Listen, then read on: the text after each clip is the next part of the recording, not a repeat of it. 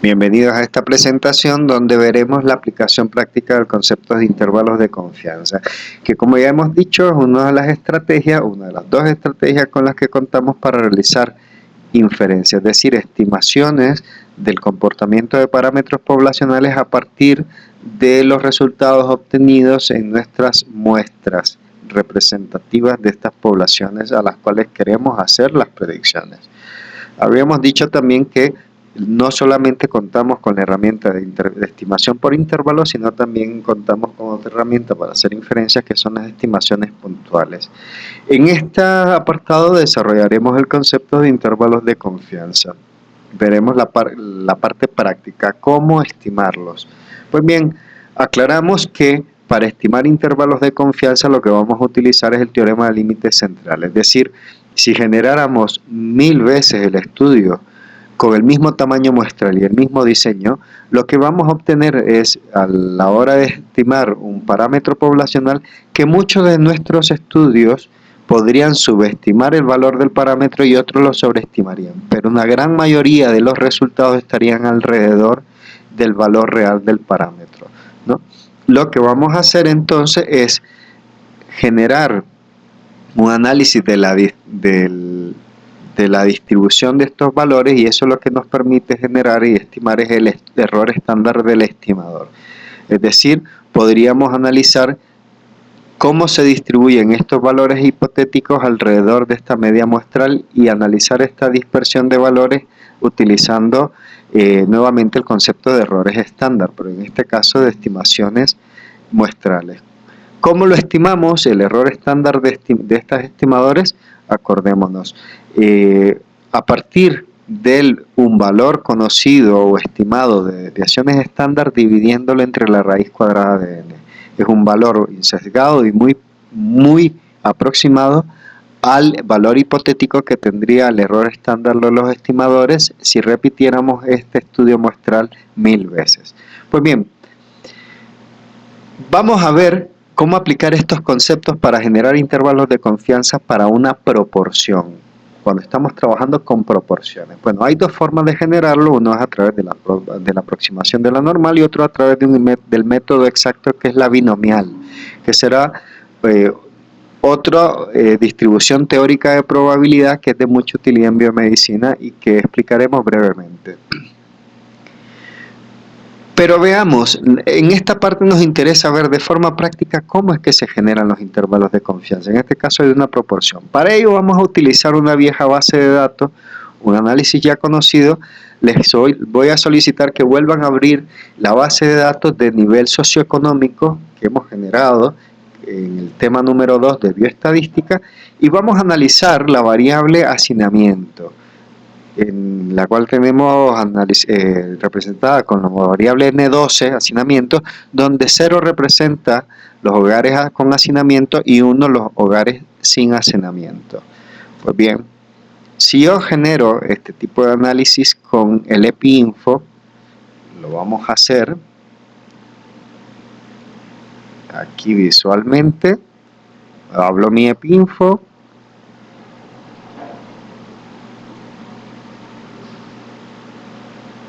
Y ahora lo vamos a hacer nuevamente. Vean que lo que yo estoy proponiendo es lo siguiente. Si tengo mi base de datos de estudios nutricionales, perdón, de nivel socioeconómico, lo que hice fue recodificar la variable hacinamiento, que antes lo tenía como 0 y 1, hice recodificar variables y lo que hice fue los valores entre el más bajo y 0.01 los voy a reconocer como hacinados, y los que están entre 0.9 y el valor más alto como no hacinados. Vean que el intervalo superior incluye el 0 y el intervalo de valores inferior incluye el 1.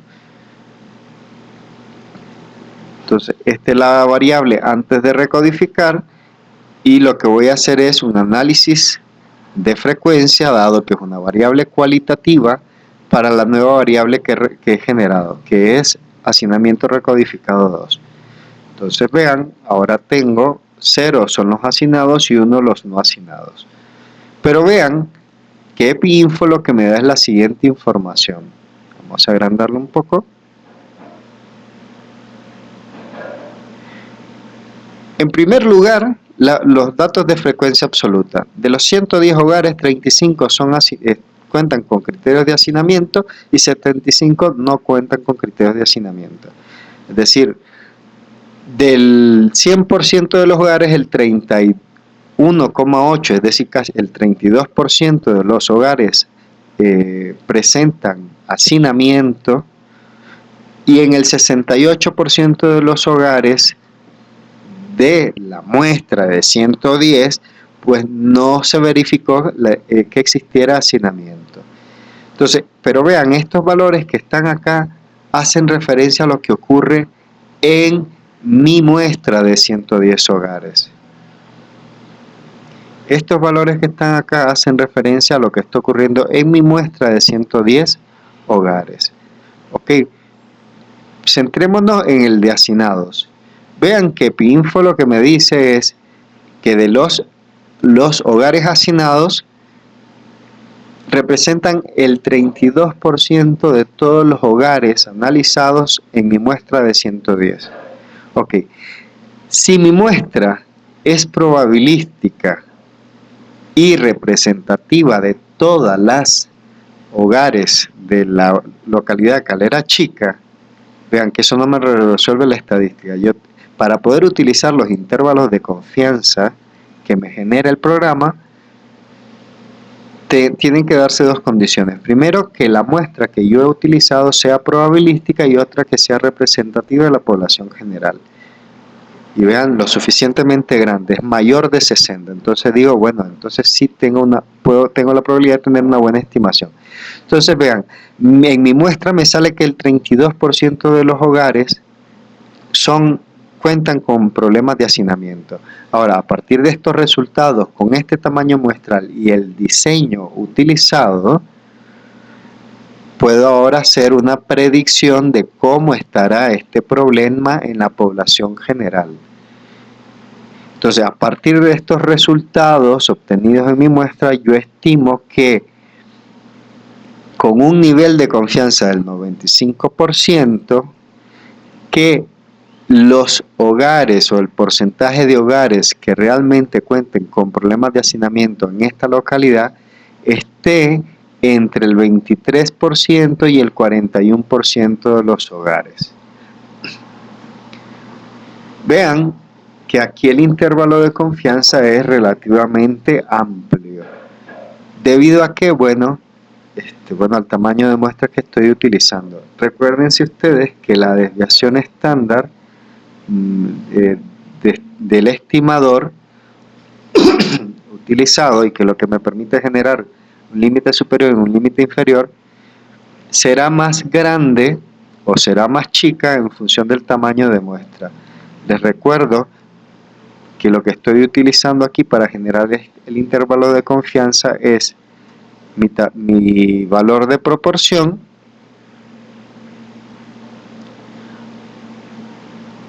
a lo cual le estaré insertando, sumando y restando. Vamos a poner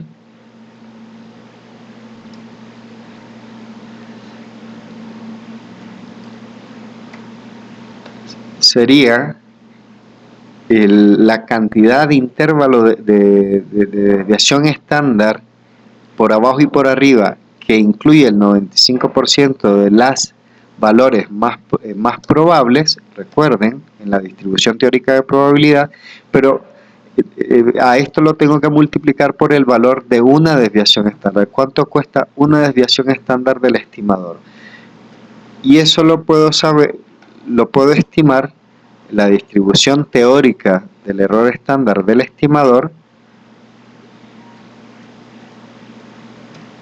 dividiendo las desviaciones estándar calculadas en mi muestra dividido entre la raíz cuadrada del tamaño de muestra.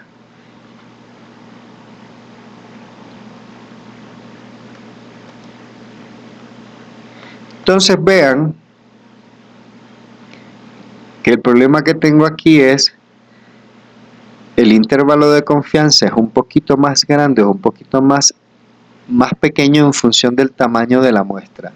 Como la muestra, el raíz cuadrada del tamaño de muestra está dividiendo, está en el denominador. Recuerden, si el denominador es muy grande, el producto de la división es más chico. Por ejemplo, 1 entre 4 es más grande que 1 entre 8 y este es más grande a su vez que 1 entre 16. A medida que aumenta el denominador, el resultado del cociente de la división es menor. Entonces, a mayor tamaño de muestra, intervalos de confianza más pequeños. Tamaños de muestras muy pequeños, pues las predicciones se vuelven mucho más imprecisas porque los intervalos de confianza generados son sustancialmente mucho más amplios, como este es el caso. Entonces, que los intervalos de confianza son muy grandes acá o son muy amplios. Bueno, si quieres mayor precisión de la medición, tendrías que utilizar un mayor tamaño de muestra. Esa es la conclusión. Pero bueno, con este tamaño de muestra y con estos resultados y con el diseño, yo lo que puedo predecir es que el comportamiento, el valor real del parámetro estará incluido entre estos dos valores. Eso es lo que yo puedo predecir con este diseño y este tamaño de muestra. ¿Cómo lo hace EpiInfo? Que es lo que nunca vemos. Bueno, EpiInfo lo que hace es generar estas estimaciones utilizando la distribución teórica de la probabilidad binomial. Entonces, ¿qué elementos necesito? Bueno, mira, necesito en principio el tamaño de muestra. El tamaño de muestra siempre fue 110. ¿Se recuerdan? El tamaño, la probabilidad, que en este caso, recuerden, la probabilidad de ser hacinados, que es lo que estamos analizando, es casi del 32%, 0.31.8. ¿Qué es lo que quiero estimar con estos datos? Bueno, con esta probabilidad y tamaño de muestra, yo lo que he visto es que el valor más probable de que ocurra es 35, ¿no? Con esta probabilidad, este tamaño de muestra, la cantidad de hogares más probable a obtener es de 35. Veámoslo nuevamente en esta presentación y es lo que tenemos acá. Con esta probabilidad, este tamaño de muestra, el valor más probable de hogares a obtener es el de 35. Bueno, ¿cuál es la probabilidad, sí, de obtener valores menores o superiores a 35, dado este tamaño de muestra y esta probabilidad, ¿no? Pero ¿cuál es la probabilidad de tener valores menores o mayores al calculado en mi muestra en la población general, dado estos valores de probabilidad y tamaño de muestra? Esto es lo que le estoy preguntando aquí a Excel. Entonces, para eso lo que vamos a hacer es introducir una casilla de probabilidad y esa probabilidad la vamos a analizar con una función. Le doy más funciones y encuentro una que dice distribución binomial. La distribución binomial lo que me pide luego es primero aclarar el número de éxitos. Para esta casilla, los éxitos que yo estoy analizando es la probabilidad de tener como resultado 20 hogares. Ensayos, pues el tamaño de muestra, y la probabilidad de éxito es la probabilidad encontrada en el estudio. En acumulados, vean, si yo le pongo verdadero me dará la función de distribución acumulativa y si le pongo falso me da la probabilidad bruta de que ocurra exactamente 20 hogares. Entonces yo le pondré falso porque lo que me interesa es la probabilidad exacta de que en la población general ocurran, se identifiquen como asignados 20 hogares. También haré una de probabilidad acumulativa, para lo cual en vez de falso le pondré verdadero, pero todos los demás datos serán iguales. Y luego hago una imagen en espejo de estas dos casillas, pero donde tengo las probabilidades en porcentaje, la bruta y la acumulada. Y bueno, copio las fórmulas hacia abajo y vean qué es lo que obtengo. Aquí estoy analizando las probabilidades. Primero el gráfico me dice que el evento más probable a ocurrir con esta distribución de con los resultados de mi muestra, el resultado más probable, el valor más probable es de 35, ¿lo ven? El valor más probable es de 35. Ahora, con este dato, con este tamaño de muestra, este diseño y este valor de probabilidad de hogares hacinados, yo veo que igual en la población general es posible que se presenten también que el valor real de hacinado esté por encima o por debajo de este valor estimado, ¿no? Pero no todos los valores por arriba y por abajo son igualmente probables. Hay algunos de ellos que son muy poco probables. Entonces lo que hago es eliminar de aquí aquellos valores que tengan menos que me dejen a la izquierda y a la derecha el 5%, digamos, de los valores menos probables de ocurrencia. Entonces, si yo me voy a mi tabla de distribución de frecuencias, vean que el primer corte de probabilidad, de baja probabilidad, pues estará más o menos en el valor 22, que es el valor que me deja por debajo de él, pues, menos del 5, valores con menos del 5% de probabilidad de ocurrencia, y por arriba, más o menos el valor 43, que es el que me generará también por encima del mismo valores que tienen menos del 5% de probabilidad de ocurrencia. 21 y 43. Entonces vean que estas tablas son las que genera el EpiInfo y nosotros no vemos, y es a partir de estas tablas que EpiInfo propone hacer los cortes de valores menos probables y nos quedamos con intervalos de valores alrededor del valor central estimado en nuestro estudio y valores por arriba y por abajo del mismo, donde con un 95% de probabilidades esperaríamos que esté contenido el valor real del parámetro.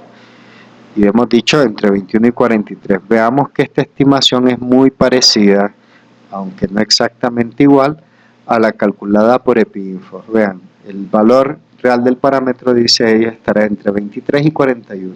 No es exactamente igual, pero es muy similar. Aquí las diferencias se deben a los procedimientos y a la cantidad de decimales utilizados por un programa y por el otro. Pero bueno, esa es la estrategia que genera EpiInfo, pero que no vemos nunca porque no la realizamos o no la realizan ante nuestros ojos para generar los intervalos de confianza. Pero bueno, para generar intervalos de confianza entonces de una proporción, lo único que tenemos que hacer son los análisis de frecuencia para la variable que esté estimando la proporción deseada. Bueno, todo lo demás son consideraciones prácticas que hay que tener para poder interpretar adecuadamente estos intervalos de confianza. Pero ustedes ya tienen la capacidad entonces de generar estos intervalos de confianza de una proporción utilizando el programa estadístico EpiInfo. En la siguiente sesión veremos cómo calcular estos intervalos de confianza para una media.